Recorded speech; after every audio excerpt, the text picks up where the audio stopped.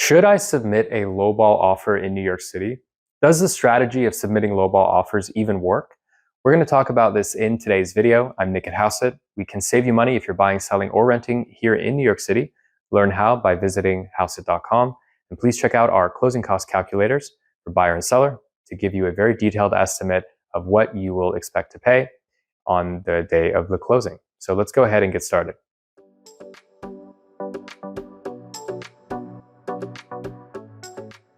So let's get right to it. Is a lowball offer a good idea in New York City? Well, we feel strongly that a lowball offer strategy is highly ineffective, particularly in New York City, but pretty much everywhere. And the reason is that, from the outset, you're typically dealing with individuals. These are people, people have vendettas, people hold grudges. People are not necessarily always, totally upstanding individuals. And they might dwell on things like potentially being insulted or feeling like their pride has been hit. So we see this all the time in New York. So if you submit a lowball offer to somebody, they think you're trying to essentially make a clown show of them.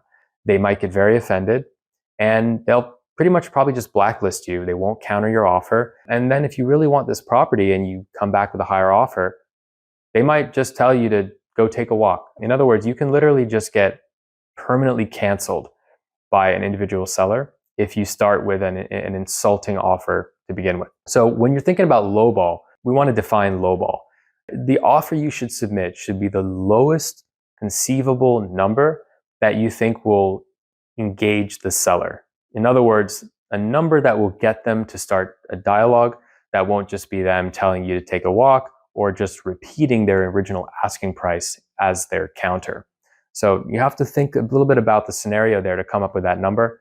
Obviously looking at comps, how long has the listing been on the market? Do they have any other offers? How does your offer look in terms of consideration? Is it all cash? What kind of contingencies do you have? All of these things should be factored in when coming up with your offer. So do not submit lowball offers, especially on properties that you really, really want. If you've been searching for 9 months and you've only found 2 properties that you would consider, do not submit lowball offers on those properties because the risk is exceedingly high that the seller is just going to basically cancel you and not going to want to work with you. And you'll lose your dream home. So you don't want that. Now, the only thing we would say here is if you're buying a new development, like a big building, a lot of apartments, in that case, you can be a little bit more aggressive on your offer, but you still shouldn't be submitting lowball offers. Now, sponsors are a lot more disciplined. You're dealing with legal entities, a lot of stakeholders. You're dealing with a business as opposed to an individual.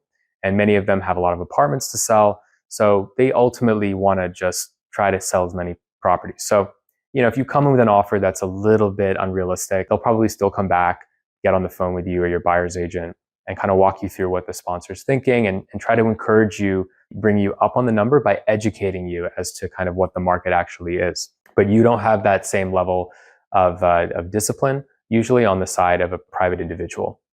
Now, let's just take a step back and just ask, for example, what if I submit a lowball offer on 100 properties? Isn't it a numbers game? Isn't one person going to get tricked and basically accept my offer? Well, that's, not necessarily the case, especially if a property is listed on the MLS, if there's a listing agent, because, it's very easy to assess fair value in New York City. You have a lot of properties transacting, and especially apartments can be oftentimes quite cookie cutter. You have a lot of comps in the building, so it's very easy to assess fair value. It's not really a mystery. And if you have a listing agent, in the ear of the seller, it's really, really not going to go anywhere. You're just going to waste your time. The only exception is, perhaps if you're sending letters to homeowners or something, sure, you can try to fish, in a predatory manner for somebody who doesn't know what the market is and maybe try to trick them into selling. But, that's quite predatory and that's really outside the scope of this particular video. This is more geared towards somebody who's, looking at listed properties and thinking about how to submit an offer. So we hope you found this to be helpful. The key takeaway is the lowball offers are going to go nowhere in New York City apart from you getting canceled and losing out on all of your dream homes. So do not submit lowball offers. People in New York City are sharp and they have a lot of pride. And if you insult them or, think that you're taking the mickey out of them, they will not sell you the property and they certainly will not engage in a dialogue, even if you're willing to sober up and come back with a more reasonable number. Your credibility is eviscerated the moment you submit a lowball offer here in New York City. So please do let us know what you think below in the comments, and we hope to see you on the next one.